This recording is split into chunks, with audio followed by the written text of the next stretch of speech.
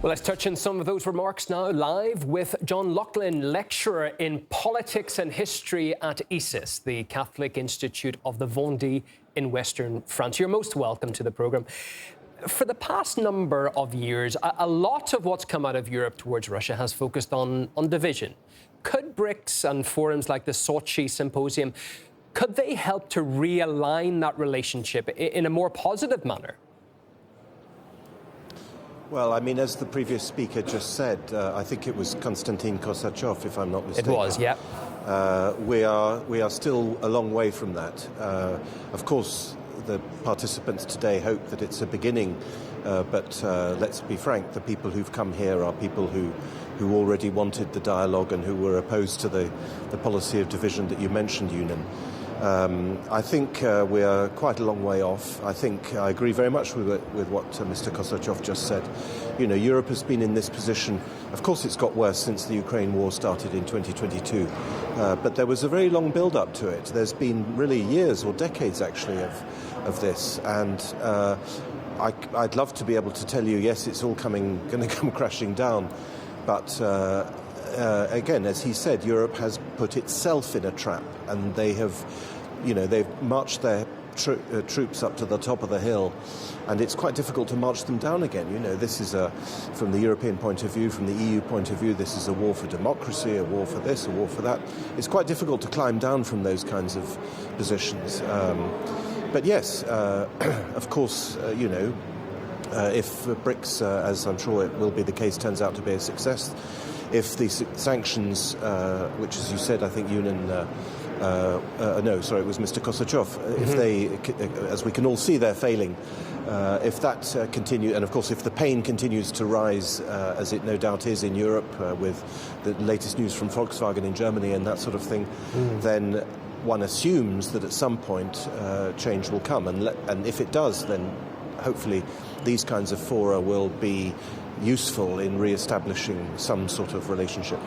Are glimmers of diplomacy shining through, though? Because since the Ukraine conflict began, as you mentioned, in fact, even earlier, Moscow has said it's open to dialogue with all. And now, for the first time in 2 years, we see a figure such as Chancellor Scholz calling up Vladimir Putin to speak.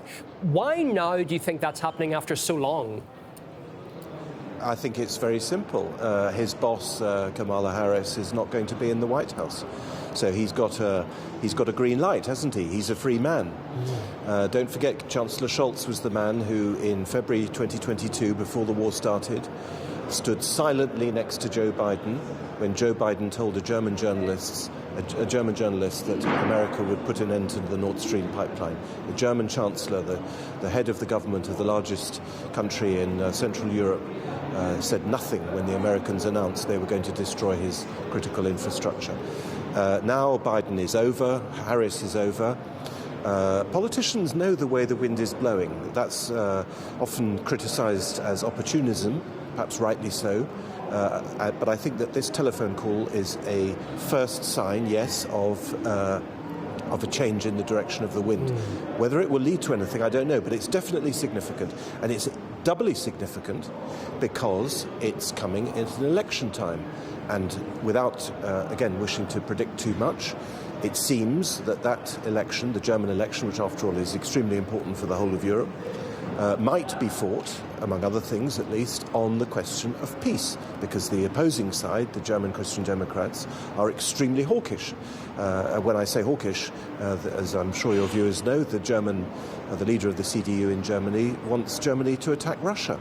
So it's quite possible that this election, the one that they're going to hold in February, might be decisive. Yeah, can I just touch upon that indeed? Because do you think Brussels will be forced to rethink its stance on Ukraine to some degree if the US involvement diminishes now with the Trump administration? Could a more pragmatic approach, like direct negotiations with Russia, could that start to become more mainstream? Because people don't want to put their hands in their pocket any more than they need to. And if US money goes out the way, well, it's an issue in Europe, isn't it? Yeah, I mean, I see two opposite scenarios. One is that Europe doubles down on its anti-Russia policy, on its pro-Ukraine policy. After all, every single European leader has promised to support Ukraine as long as it takes. Many European states have signed 10-year treaties with Ukraine. Those treaties are presumably going to remain in force. The Commission obviously will still be in power, whatever happens in the other countries. And it's possible that Europe might double down, feeling abandoned by Trump. Most of them anyway, apart from people like Orban and Fico, they all hate Trump. So it'll be a moment for them to try to consolidate European power, EU power even more. That's one scenario. But of course, the other scenario is the one you've suggested in your question, which is that, money talks, and money is short in the European Union. All the European Union countries are horrifically in debt. France's debt is completely out of control. Germany's debt is very high, and so on. And it may indeed be that reality will at some point have to break in. But unfortunately, I really, from the European point of view, I really don't want to. The Scholz phone call is definitely worth noting and marking down, and could perhaps be a turning point. But there will be huge resistance, including, of course, within the European Union, because after all, it's not just Germany. Germany is very big, but there's Poland, there's the Baltic states, there are many other countries who will be ferociously opposed, and have said so, and said that they're opposed to this overture that Scholz made to Putin.